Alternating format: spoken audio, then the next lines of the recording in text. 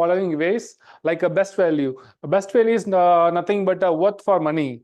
Like if you are going to purchase an asset, in any other asset, whether it is worth for the money or not. What we are going to invest, whether it is worth, whether it is valued for what we are going to invest in that particular business or asset. And we have one more analysis, life cycle costing. So so when we are going to invest on any project or asset, so we'll just do the life cycle cost analysis. So I'm going to invest on transformer replacement. So I'm going to invest on chiller replacement, or I'm going to replace my transport like a man lift. So in that, if I'm going to invest on that, so what is the expenses which is not only capitalized investment, what all the maintenance cost involved in that, what all the operating expenditure like fuel or drivers or anything. So what are all the overall cost which is related to the asset, from the planning, from the purchasing the asset, and the installing the asset, and testing and commissioning of the asset, and including after 10 years or after the lifetime, we have to invest, we have to spend money for the disposing that particular asset. If even we have to spend even we have to spend the money for disposing the asset. So we have to consider all those things from the plan to disposal of asset. So we need to calculate all those cost, which is called life cycle costing. So we have to do this analysis before we invest on any asset or project. And benchmarking. So before benchmarking is nothing but we have to refer to the standards as per the industry's best practice, like how other top industry in the same FM industry or any other manufacturing industry, the topmost company is who is following the standards. So we are complying with that particular standard or that particular quality. So by that also we can choose our investment. And when the capital investment and time value of money. So we'll discuss both in this chapter. So capital investment refers to the funds invested in a firm or enterprise for the purpose of furthering its business objectives. So we are just going to invest to achieve our business goals, like a profit, commercial benefits. And time value of money. Time value of money, TVM, is the concept of money available at the present time is worth more than the identical sum in the future due to its potential earning capacity. So I'm going to have I'm having 1,000 Qatar Riyal today. So what will be the value if I'm keeping the 1,000 Qatar Riyal in the cupboard, and I'm just keeping it in the cupboard, and I'm just opening that after 10 years, the value, what is the value of the 1,000 Qatar Riyal after 10 years? Definitely it will be reduced. It is not 1,000 Qatar Riyal. It may be 800 Qatar Riyal only, because this 1,000 Qatar Riyal, you can purchase one Android phone by this 1,000 Qatar Riyal. You can purchase one Android phone right now, today. After 10 years, you will have to spend 1,500 Qatar Riyal to purchase an Android phone. So which means 25% of the value has been reduced. So if I'm keeping that 1,000 Qatar Riyal in the bank deposit with 5% interest rate, so after 10 years, the $1,000 by adding the cumulative interest, it will be after every year it will get add, the interest will get add, and after 10 years I'll get 1,000 Qatar Riyal plus 5% cumulative interest, around 1,800 or 2,000 Qatar Riyal after 10 years approximately. So if I'm investing in that business, which will have the profit more than 5%, when I compare with the bank deposit. So I'm having a money. So I'm not going to invest in bank deposit. I'm going to invest in the business, which will give more value, more than 5%, maybe 10 or 15, 20. It depends. So this is how the time value of money is being calculated. So this, if we understand that, we can use the money wisely. So just a common understanding, common calculation for the time value of money. So for example, January 1, 2004, $1,000 is there.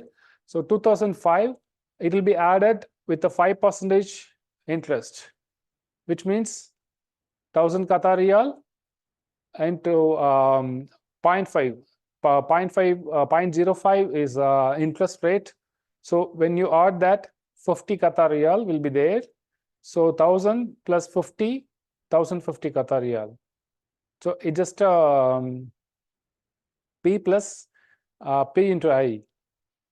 P is 1,000 and 1,000 into 0.05, which is equal to 50. So 1,000 plus 50, 1,050. So the same thing, which means so when we take out P in common, so 1 plus I into the power of 1. It's just a formula. So the same formula will derive in finally we'll derive it in the final one. And the same for the next year. Next year, the investment, the P plus I will be a principal. So the next year I have the principal. The first year I have the 1,000 real principal. The next year I have 1,050 real principal. So this principal will give the interest. So it's like a cumulative interest. And next year it will become a principal. So again, we have to calculate the interest on this principal. So it's a cumulative interest on every year. So by this, we can calculate the formula. The overall future value of the money will be principal into 1 plus interest rate, I. This interest rate into the power of n, which is, if it's 5 years, so 5 years. If it is n will be, if it's 10 years, the n will be 10. So this is a basic formula for calculating the cumulative interest. So in the same way, if it is a 5% profit you are going to make in the business, this is what the formula. If you are going to make a 10% or 15%, so the formula will be get different. So this is a basic understanding of time value of money. And capital investment analysis is a budgeting procedure that companies and government agencies use to assess the potential probability of a long-term investment. So we'll consider the project is viable if net present value is positive, interest rate of return exceed the opportunity cost of capital, and cost-benefit ratio is greater than 1.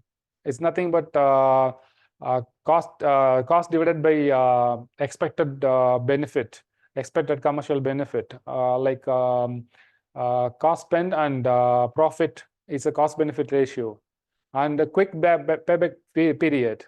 So this all this we'll discuss in the next slide in detail. And regarding minimize risk of capital investment, so we have to do the analysis when you're doing the capital investment. We have to do the analysis in by doing the sensitive analysis and scenario analysis. Sensitive analysis is nothing but the sensitive of the market conditions. It is for the overall business. For the scenario analysis, we have to do the scenario analysis in a pessimistic way, optimistic way, and most likely like a normal base case scenario, and we have to think the risk. We have to think the risk in the worst case scenario and the best case scenario. So we have to be balanced. We have to consider all those scenarios, and we have to analyze, and we have to come to the conclusion of what would be the risk if I invest this money.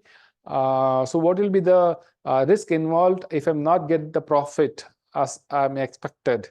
So this we have to conclude the risk of investment, risk in the business. So key benefit include planning for future investment to determine expected returns and risk, proactively avoid or decrease potential risk or failures, projecting investment return or losses. So risk handling. So how do we? We analyze the risk. So once we analyze the risk, we have to identify and evaluate the risk.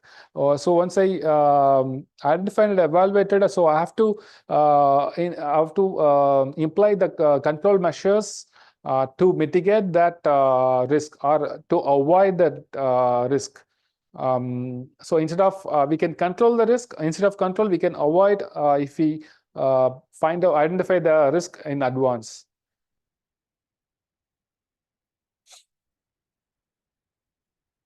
So fundamental cost concepts. It's a basic what we have discussed: fixed cost, variable cost, and mixed cost, total cost. Fixed cost is nothing but fixed cost remains same regardless of sales. Variable cost change based on your sales activity.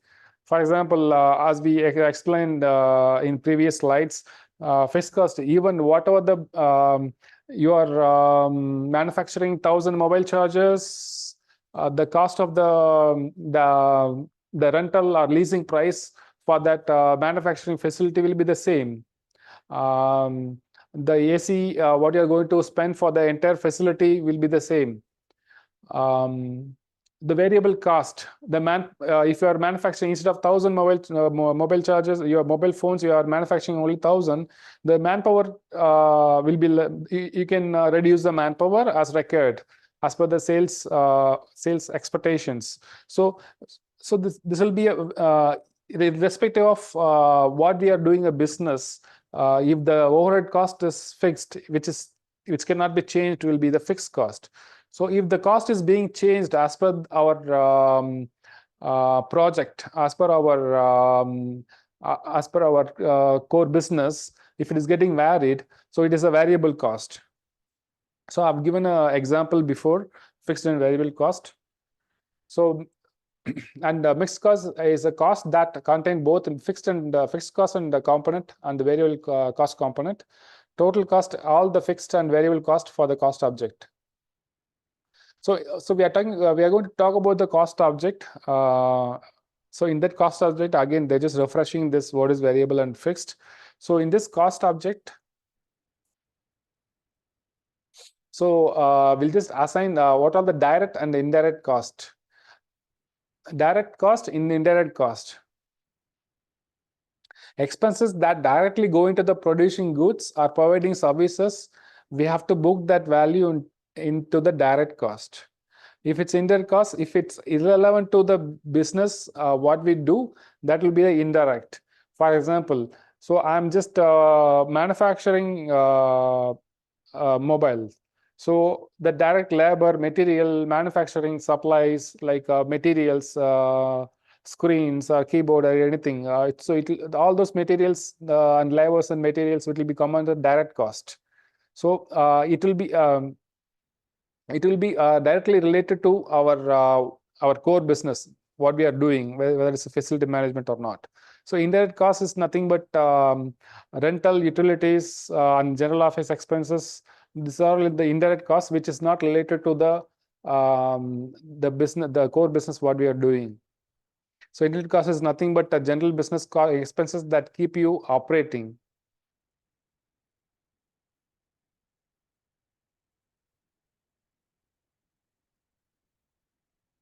So these are the generally cost measurement systems. So when we are doing the cost measurement, we just do only the cost tracing and cost allocation.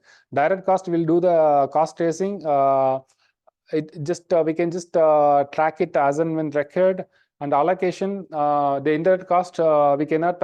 It will not recurring continuously according to the business. So we'll just allocate like a transport this much, like a manpower transport and manpower this much, like that. We can just allocate on the division wise. We will allocate it. This will be like a direct cost will be as per the unit basis. It will be tracked like a number of like I'm purchasing number of goods this much. I'm just going to the labor cost will be this much. So this will be the direct cost will be on the unit basis. The indirect cost will be on the block basis, activity basis, department basis. And this is unit cost in decision making. It generally it's in the traditional method and normal how we follow. There's the difference. The differences are there. So we'll just by resources we will just allocate into the cost objects. It's generally they will do as per the resources. They will allocate to the cost. But in usually in the modern method, we are just doing in reverse. We will just budget it separately as per the direct cost, indirect cost, whether it is fixed or variable. So by this we will just split into the activities. From the activities we will allocate the money to the resources individually as per the activities or as per the department. So it is efficient when we compare with efficient and organized when we compare with reverse in traditional. So when the facility management decisions such as this, it's important to understand the traditional and activity-based cost measurement what we have discussed now. And differential cost. Differential between the cost of two alternative decisions or of the change in output levels. Like, so you have a job paying 1,500 riyal per month in your hometown in Qatar, and you have a job offer in neighboring city, maybe in Saudi Arabia. You are getting salary 2,000 per month. But if you are going from Qatar to Saudi on everyday basis, for the transportation cost will be $3,000 per month. So which means you are earning, the difference of earning is 200. The difference of earning will be less when you compare with $1,500. The saving is not a $500. It's different. The differential revenue is $500. Okay, but the differential cost would be $300 only. For example, if you are if you got the project in if you are doing a pest control services in Doha, the cost of the service in Doha will be 10,000 Qatar Riyal. So when you are going to do the same activity, pest control activity in Al-Khor site, so the transportation cost, the manpower cost, so the man days, everything will be get differ when you are doing in different localities. The differential cost we have to consider in our mind when we are doing the budgeting. So when we are proposing the quotation, so everything we have to consider this differential cost. Just we need to understand what is that differential cost. And the opportunity cost. Opportunity cost is nothing but what I have missed in that opportunity. Like if I get that, for example, if I get Qatar Free Zone contract, so I would have make a profit more than 10%, but I couldn't get that bid. So I just lost that opportunity. So if I get that, I would have made 10% profit. So if I miss that particular opportunity to make a profit, that is nothing but opportunity cost. It just for a common understanding to avoid the mistake in future. So opportunity cost is also known as alternative cost. Is the value, not a benefit of choice or relative to alternate. Simply stated, on opportunity cost is the cost of missed opportunity. Sunk cost, a cost that has already been incurred in the past that cannot be recovered. Which means like you just invested in that particular asset. It might be a car, or it might be the transformer, or it might be manpower you got recruited. So you cannot recover the cost. If you just invest in that particular asset, you cannot recover it. back. For example, if you bought an automobile that cost 10,000 2 years ago, the 10,000 cost is sunk, because whether you drive it or pocket, whether you're utilizing it or you're not utilizing it, you have to it is already, you're already invested on that. So you cannot recover that back, the investment. So that is called sunk cost. So you have invested, even whether you are utilizing it or not. So but you cannot recover it. So that will be a sunk cost. Even if you are selling it, you cannot sell it in that same $10,000. So the value of the asset will be reduced.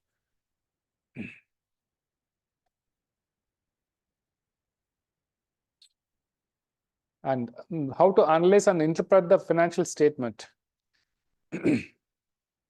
So we received the financial statement.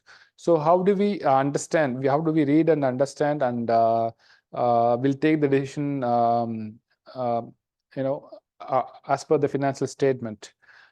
Like this and all, not only for the facility manager. As a facility manager, we should have the common understanding. This will, for the business owners and stakeholders who will take the decision as per the financial statement.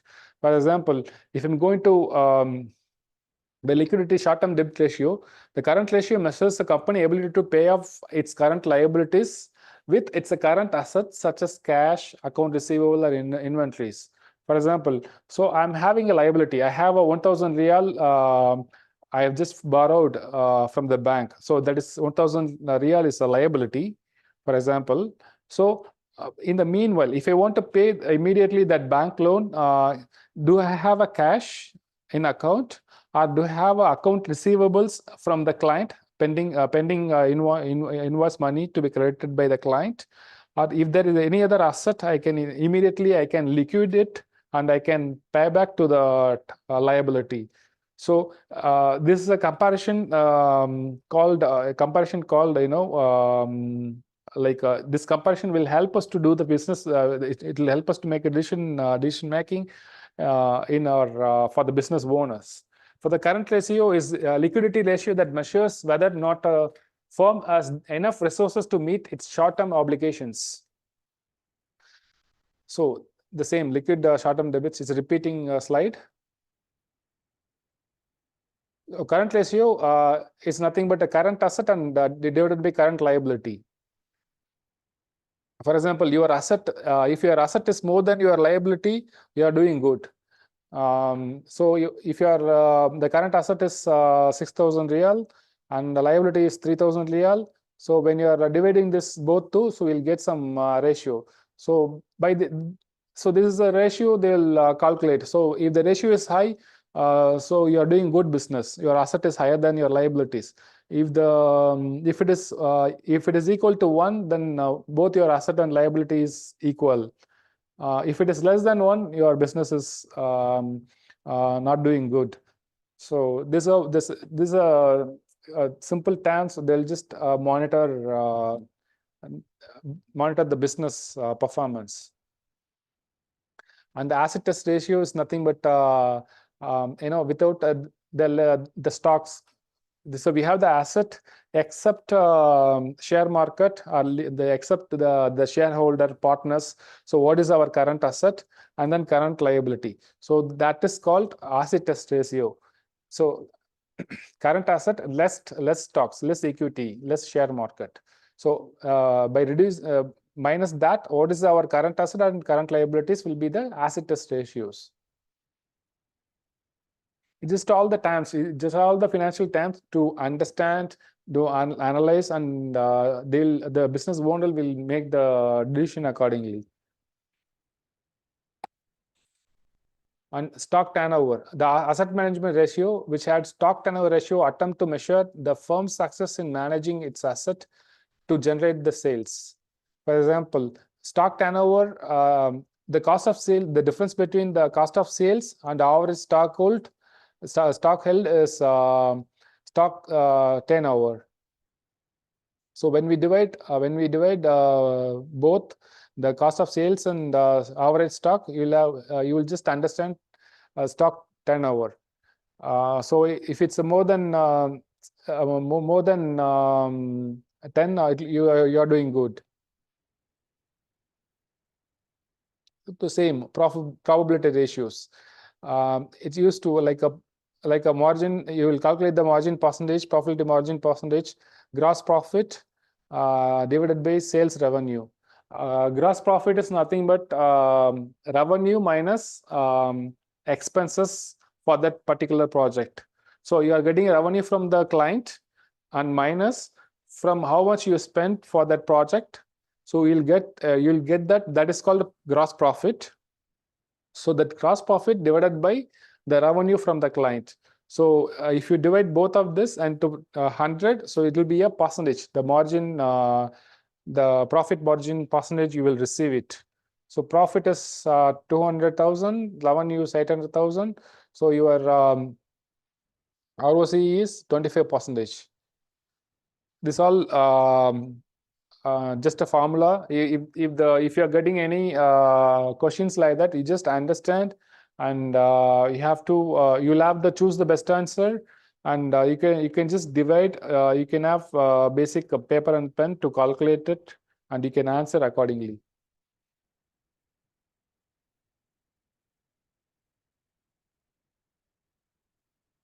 And operating profit margin. Operating same like profit. Instead of gross profit, you have to mention this operating profit divided by sales revenues. So like when you are revenue minus cost of goods sold or cost of project, when you just subtract that, you will get a gross profit. After that, if you have any other expenses, admin expenses, indirect expenses, if you are subtract that, you will get the operating income. So if that operating income, if you have to divide this operating income minus the operating income divided by revenue. If you divide this, you will get operating margin.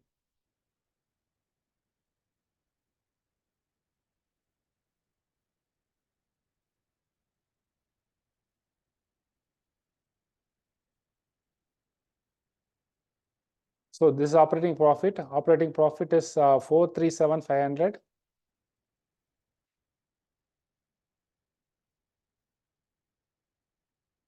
divided by 5 million.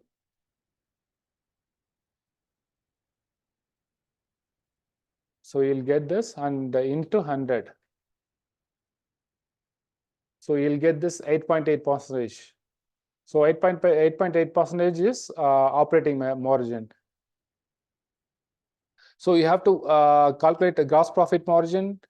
So if you're calculating, if you are dividing this gross profit against revenue, it's a gross profit margin. If you are if you are taking this operating income and revenue, this will be a operating profit margin.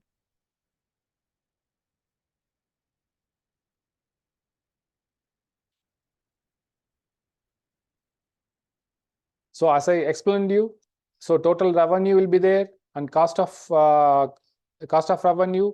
Then when you when you subtract this cost of project or cost of sold good or cost of facility management project, so you have to minus from the you have to subtract this from total revenue. You'll get a gross profit.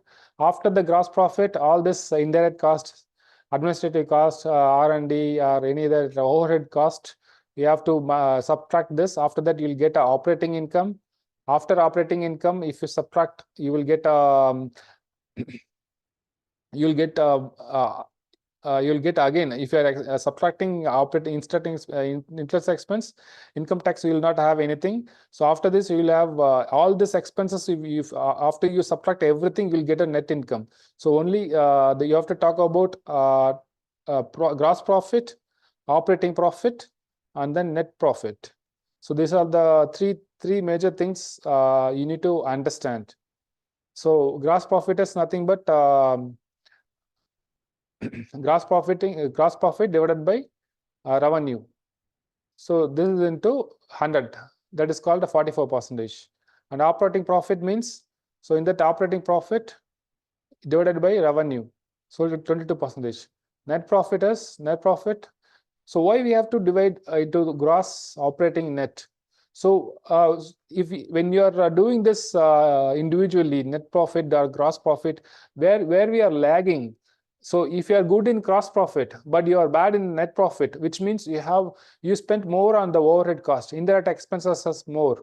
So that's how you can calculate it. So that's how you have to calculate the gross profit and net profit.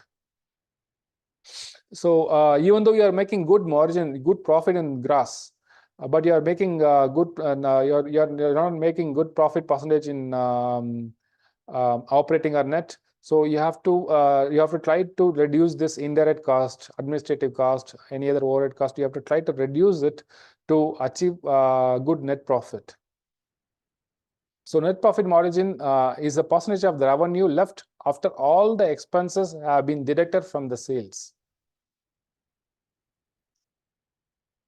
So this is a return of asset, same calculation, net income divided by average total asset. So that will be if we divide that, we will get an percentage. The same, all the same formula only.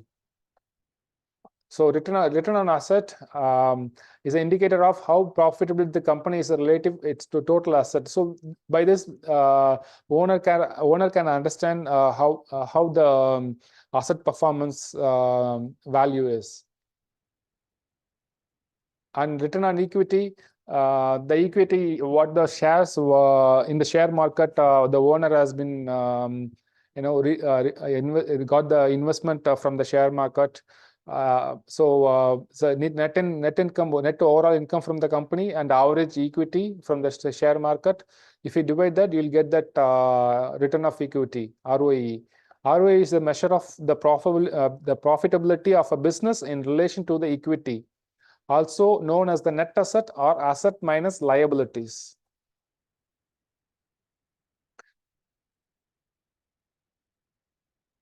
So ROIC is return on capital employed. So for everything is same, like the profit divided by, this is a common formula. You have to profit divided by revenue. So revenue, the profit would be gross net profit, operating profit, and revenue would be the total revenue, net revenue, or capital employed, or equity. So it may be anything. So this is a basic formula into 100. So when you are dividing the profit and capital employed, so we'll get that ROCE is being calculated by dividing the net operating profit or EBIT by the employed capital. So facility management metrics and ratio analysis. So facility management is a cost center. In other words, facilities do not generate income. Yes, facility is not we are not going to generate any income as a core business. As a core business, for example, as an oil and gas or as a Qatar energy company. So facility management is just a cost center which I'm going to spend it. It's nothing to do with any profit for the client. Of course, as a service provider, we'll provide the service and we'll make the profit. That is different. So here they're talking about from the client perspective. As a client perspective, facilities do not generate any income. Strategies for cost containment. Cost containment strategies is the business practice of the maintaining expense level to prevent unnecessary spending or thoughtfully reducing the expenses to improve profitability without long-term damage to the company. And also, effective implementation of cost containment strategies. A successful implementation of program must be able to face potential challenges, such resistance from the employees, contractors, and customers. Therefore, proper change management must be in place to overcome the obstacles. So when you are doing this cost containment strategies, you may face you will be facing the challenge from the employees or contractor or end users, customers. So you should have the plan to mitigate the challenges to overcome this cost containment. And chargebacks. Chargeback is nothing but you just get the payback. You just pay back from the suppliers or contractors. like a system of cost control that requires the requesting unit or organization to pay for work done to its area. Chargeback can also be a financial penalty for a non-compliance with the customer requirement. So if the customer or supplier is not comply with the KPI or not complying with the standards, so you'll have in the contract, you'll have the clause to apply the penalty to the contractors or to the suppliers. You can get charged back also. So that also you have to calculate in the financial statement.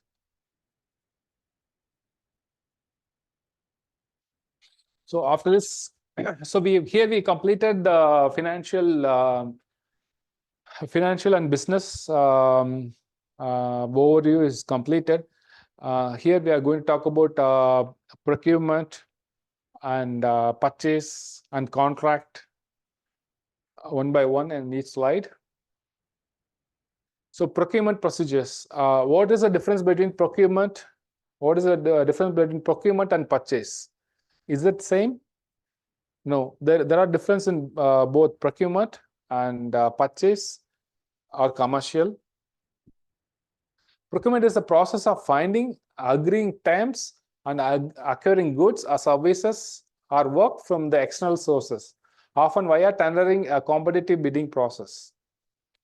But purchasing is a process how goods and services are ordered. Only this is called purchase. To explain you in detail, we have the chart. So purchasing is a part of procurement. So procurement is the overall process, or you can say procurement department or commercial department. Purchase is a part of this procurement or commercial department. So what it all considered as purchasing? Request for quotations, getting approvals from all the management, and purchase order issuance, PO issuance. You can say LPO or PO or purchase orders, and receipt of goods. Those all comes under purchase department. The procurement, they'll take care of this purchase. Also, also the vendor selections, the tender during tender vendor selections and vendor evaluation, and do the market research of the vendors and the contract negotiation. So all those tasks will come under the procurement. So as a procurement process is not the same on each organization. Some consideration for bidding are as follows. So procurement process will differ as per the scope of work, as per the nature of work, and all. Excuse me. So RFP is a request for proposal. I have an issue. I need a solution. You have to propose to resolve the issues. That is called request for proposal, RFP. So I have the challenges or the issues or the scope of work. So for that, you have to provide the proposal, and then you have to provide the cost for that proposals. This for the RFP. Invitation to tender. This ITT is I have the clear scope of work, I have the clear manpower requirement, and I have clear of all each and every breakup. So I'll just give complete information to the supply contractors. So they'll just understand all those things, and they'll just provide the quotations, the price value accordingly. So that is called invitation to tender process. And request for quotations. So it's a normal for the purchase process. So I know the exact specification of asset. So I know I know the transformer specifications. I know the scope of work to be done to install the transformer. I know how long it should take. So I know all the requirements of each asset. So I'll just, if I know this in detail specification about the minor asset, which to be replaced, which to be supplied, testing and commissioned, so that I will proceed with the quotations, request for quotation. So this is a basic difference for RFP and tender and RFQ.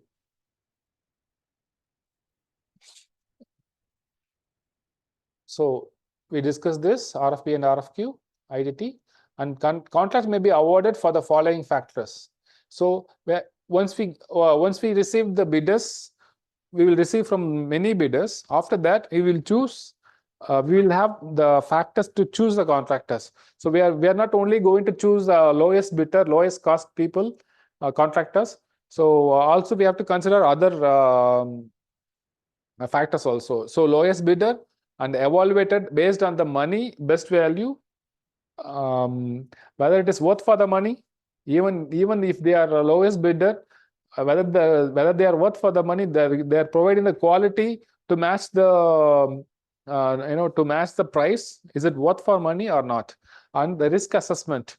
The risk assessment is nothing but whether the contractor can handle the project, whether he can handle the cash flow, whether he can handle the manpower, all the scope of work, keeping the inventory as per the contract. So we need to whether he is financially sound. So we have to consider all those things when we are choosing the contractors during the bidding. So procurement and facilities management outsourcing. Yes, like why commonly facility managers being outsourced? They're not the core business people are many core business people will not keep the facility management internally. So they'll always outsource the facility management. Before 20 years, facility management is being done by the core business teams. But then gradually facility management is the one evaluated, and it is emerged. It is revolutionary. It has created a big impact by giving the best solution by the competitor. So so to get the better output with the less cost, the facility management is being outsourced. So outsourcing is a version of the make or buy decision commonly used for the services, in which firm elect purchase an item or service that previously was performed in-house. The following reasons why FM need to be outsourced. Cost containment opportunity. Yes, if I'm keeping the FM internal team along with me, like as a client, I have the FM team, in-house teams, so I have to spend more money for them, because as a client I have the standard to provide the salaries to my employees. I have the standard to give the best accommodation to the employees. I have the standard to get the best air ticket cost and do all those things. So there are as per the client standard, they have to benchmark all those things. So when we are giving this the facility management to the contractors, so contractors they'll just find the people with the competitive salaries, as they are expert in the business. So they'll just choose the best the best price suppliers for the supply materials or anything, and they have the common software to utilize in the facility management, like 𝗀𝗃. So they have their expertise and all, and the cost is flexible. Flexible is nothing but I can expand the people, facility management people. I can add the people. I can reduce the people as per the contract. So I can reduce or add it. That class you can add it in the contract. So you can just, the cost will be flexible at any time.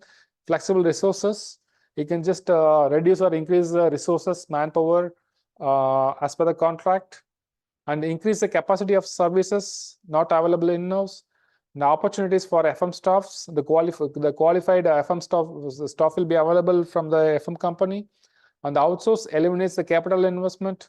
So you don't want to invest on 𝗀𝗃 software, or you don't want to invest on any other special equipment for the facility management, as they will have the facility management team will have the common software for all the projects. So they already invested on that software, and then they already invested on that particular testing equipment or cable tester equipment. So you don't want to invest on individually on your project. So instead of that, FM company will have the common tools or common asset which can be used in multiple clients. So the capital investment as a client, a capital investment will be reduced when you're outsourcing to the facility management.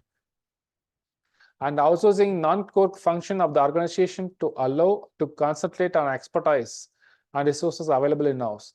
So instead of focusing on worrying about lighting, worrying about AC comfort, or worrying about safety, so you have to, as a client, you have to focus on the core business, whether it is oil and gas, or whether it is a manufacturing, whether it is a IT company. You can just focusing on the core business, and you can just outsource this non-core function to to outsource to the supplier. So they have to take care of that as per the contract. You can just focus on your core business. So mostly that's why the client is being outsourced the facility management to the contractors. So outsourcing benefits and risk. Benefit is, if you are outsourcing the FM company, benefit would be improved focus on core business activities and increased efficiency, controlled cost, increased reach, greater competitive advantage. So but the risk is service delivery. Service delivery, it may be depend upon the company who is going to award. And confidential security, when the other company involved in the core business, so there may be a chance the confidential information can be leaked to that other company, the FM company. And lack of flexibility. If it's a own company, they can change the scope of work. They can change any other things as per the requirement. But if you're not if you're not specifically mentioned the flexibility in the contract terms, then you cannot go with the flexibility of resources as manpower or anything. So you have to mention clearly in the contract for the flexibility of any resources. If you're not mentioned, then you will lose the flexibility from the contractors. And the management difficulties, there will be different management and instability. This all, if you're outsourcing it, this all the risk involved.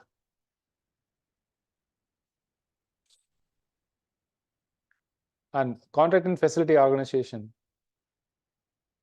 So contract development, management, and oversight. A contract is a promise or set of promises that are legally enforceable, or if violated, allow the injured party access to legal remedies. Classification of contract. Usually we make bilateral contracts. It's a bilateral contract is a mutual agreed by two parties. This is what usually what we agreed.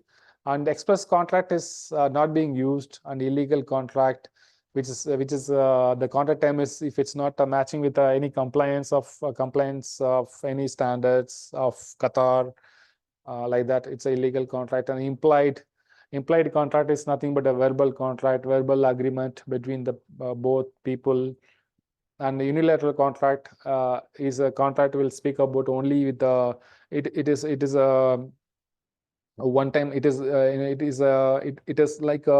the favorable to only one party instead of both parties. So when we are making contract, it should be a win-win situation. So bilateral contract is the best one to proceed with. So purchase order. So regarding when you're doing any services, when you're purchasing any good, when you're purchasing the services as a package, so you have to release a purchase order with a specified with a scope of work, with a value, and all those terms and conditions, payment terms, delivery times, all those things. So it's just a document signed by contracting officers and addressed to a contractor requesting the future delivery of supplies, equipment, or material, or the future performance of the non-personal services in accordance with a certain term in exchange for the promise by the government to pay the stated price. So if you are issuing the purchase order, so you are liable to follow this purchase order terms and conditions, price, all the terms and conditions, everything. And once you issuance, you have to get the acknowledgement from the supplier that they have acknowledged, they have received, and they have accepted that PO. We have to get the acknowledgement of the acceptance, so that they are also liable as per the government policies. They are also liable to follow the purchase order, terms and conditions, price, and everything. So in that, there are different contracts is there. Fixed price contract. There are many other different contract is there. We'll discuss that. So fixed price is it is a form of pricing that includes ceiling beyond which the buyer bears no responsibility for the payment, which means like so this is a contract, like you have to provide the manpower, you have to provide the 𝗕vac technician for 6 years for 5,000 riyal, means at any cost. At any cost, you have to comply with that particular price. At any situation comes, we have to comply with that particular scope of work, particular quantity, BOQ, and particular price. Yeah, there is no changes in that. So this is a fixed price contracts, and also a cost reimbursement contract will be there. So if you are doing any construction or a construction activity or a refurbishment activity, so I just make the mutual agreement, MOU.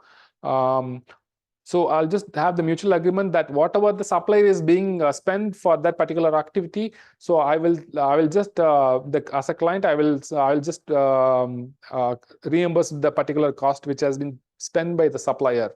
So it's it is variable as per the current market conditions. Cost plus fixed fee. This contract pay a predetermined fee that was agreed upon at the time of contract informations. So it is with the fixed fees. At any cost, you cannot change the price. And cost plus percentage of cost means pay a fee that rises as the contracted cost rise. For example, if I have the price for the particular material for 3 years, after 2 years, if the copper value become increased, the cable cost also will get increased. So as per the market condition, the cost of goods will get vary.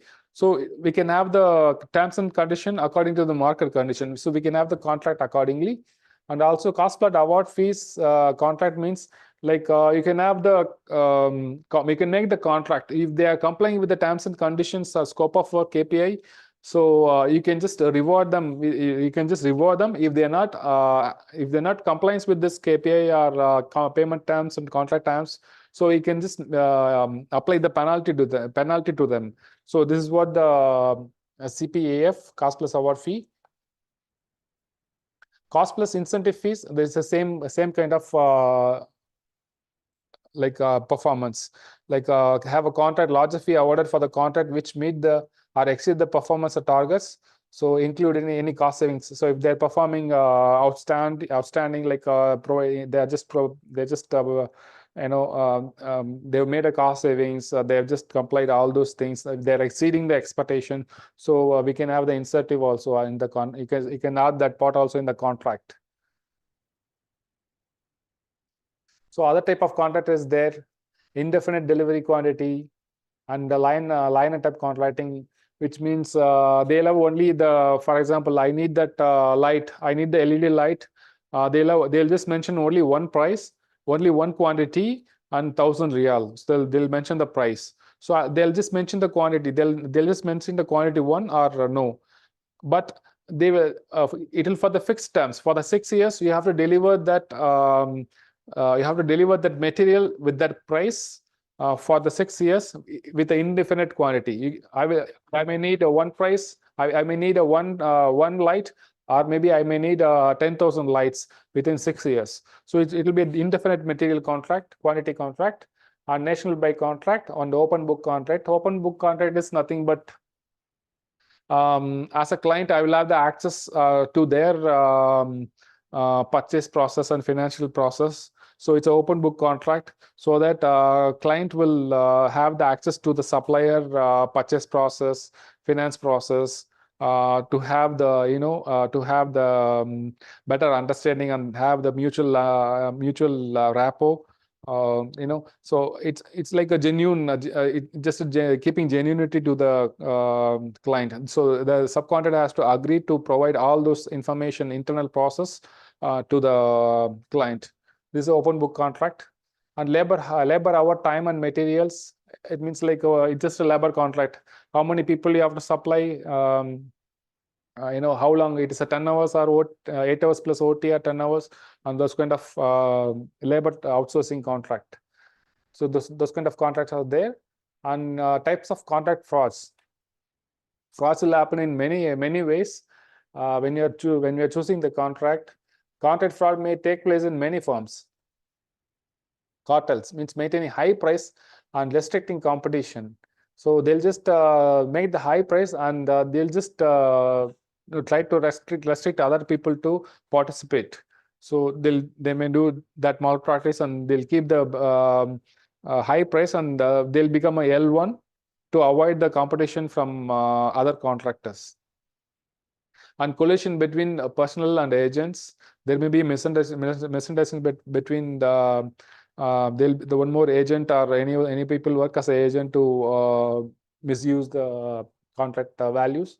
And irregularities during the execution of contract. Non-competitive pricing of the contract. Payment for work not carried out. As per the payment, the quality of work is not provided. And price fixing. So they'll just some people, if 3 contractors in the market, they'll just fix the price. So I'll be the L1, you'll be the L2. So they'll keep the high price, even though they're getting high margin. So they'll just fix the price, and they'll share the money. Even anyone get wins, so they'll share the money. So the in between contract can fix the price. Like in football, they'll do the price fixing. So the same thing in the same way. Here also price fixing can happen. And fraud control in contract. So how to control this fraud control in contracts? Some of the possible solutions that FM may consider preventing fraud are as follows. Budgetary controls. So if you have the budgetary controls, when you're releasing the tender, or when you're releasing any RFP tender, so if you have the budget allocated but particular value, so you will get an understanding that if the tender value is 10 or 10% or 20% more or less, so that will be acceptable. If it is more than if it is exceeding that the particular margin, the budgeted margin, so you can just avoid that. You can control that by doing the budget. And the change order controls and competitive bidding and tendering, documentation and record keeping, and proper authorization to the people. Anyone can open the tender and see the prices and all. So only the key people should have authorized to access the important informations about the price or any terms and condition, whatever the tender people, the suppliers are providing the proposal. So the authorization should be only to the key people. They are responsible for that. And segregation of the duties. So everybody in the contract, who is as a contract person, he should have this kind of responsibilities, and the other senior contract officer will do the next activities, and the contract manager will open the price, and he will review and finalize the contract. So we have to assign the duties and responsibilities individually. Everyone should not have access to all the information. If they're having the splitted activities, they have the limited information to perform the work. And shifting staff around. So we have to shift the people from the contract to here, or one project to another project. So we'll not keep the same people for many years in the same area to avoid the malpractice. You can just change the staff maybe after 3 years or 2 years. Contract monitoring. Service contract. So service contract is a package for us, like a labor or any other services. It's an agreement for the performance of various labor-oriented services funded on a periodic basis. Service specification are included in a separate document developed or agreed upon in order to clarify and give further details to expected service level and quality. So service contract is nothing but a manpower. Like I'm just asking you just a manpower. I need 5 electrician and 5 HVAC technician, 2 plumber for this period, for this amount. So this was the service contract usually. And the service specifications, which means I'm just mentioning the specifications of service that I need. This is what the scope of work, this is what the output I'm expecting from, this is what the agreement, and this is what the KPI for each asset. This is what the KPI for the PPM performance or CM performance. So we have to comply all those specifications. If I'm if it's all package inclusive of all scope of work on KPI package, it will be considered as a service